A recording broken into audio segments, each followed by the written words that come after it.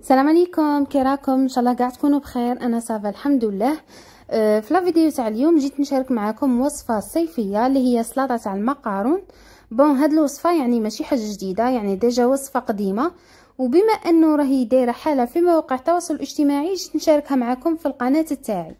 اليوم ان شاء الله غادي نشاركها معكم بواحد لاصوص بزاف بنينه وخفيفه. اذا نبداو على بركه الله. اول حاجه ديروا في قدره ولا كاش عفصه، يعني ديروا الماء تاعكم يغلي. انا الماء لهنا بعد ما غلى كنت ضفت له حوالي 2 مغارف كبار تاع الزيت، ومن بعد جبت هذا المقارون تاع الروسور، وانتم اختاروا اي شكل تبغوه. انا لهنا كنت درت نص الباطه يعني 250 غرام. زدت لها شويه تاع الملح وغادي نخليها تغلي مده 7 دقائق.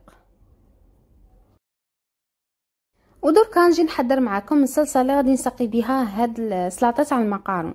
شا غادي نحتاج لهنا؟ عندي علبه تاع ياغورت ناتوريل بدون سكر، نضيف عليه ملعقه كبيره ونص تاع لا مايونيز، يعني ماذا بيكم ما تكثروش المايونيز باش هذيك لاصوص تاعكم ما تجيش بزاف خاطره وما تجيش بزاف ثقيله.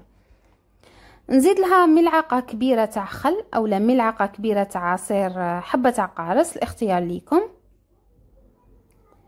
نضيف لها شويه تاع الملح لهنا ما تكثروش. نزيد لها تاني شويه تاع فلفل كحل كما شفتوا على راس المغرف. ولا هنايا عندي مام با نص كاس، يعني اقل من نص كاس تاع الزيت. تبغوا ديروا ميلونج بين زيت زيتون والزيت عادي، زيت وحده اولا زيت زيتون وحده. بصراحه انا ما كاش متوفر عندي زيت زيتون. لهنا ضفت لها تاني 2 مغارف كبار تاع الماء لهنا باش نخفف هذيك لاصوص.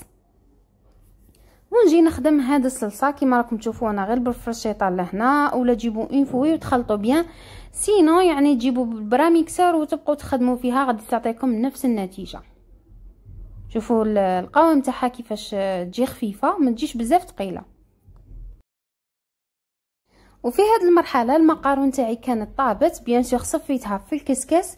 وكي تصفوا المقارون تاعكم ماذا بيكم تشلوها بيان بالماء بارد هكا باش تحبسوا لها لا كويسون، يعني ما تزيدش تكمل الطياب تاعها في هذاك الحمان وما تتعجنش، يعني شلوها مليح وخلوها تنشف براحتها.